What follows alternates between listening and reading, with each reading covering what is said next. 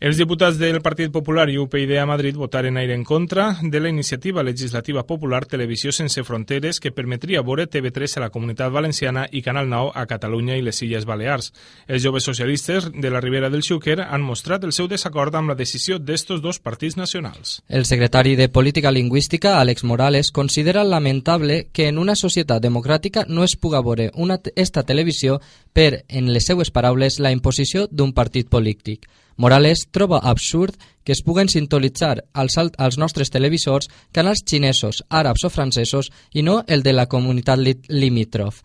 Per esta banda, el secretari general comarcal Ricardo Bono veu la mesura com un retall a la llibertat d'informació i de premsa a Espanya i a la Comunitat Valenciana.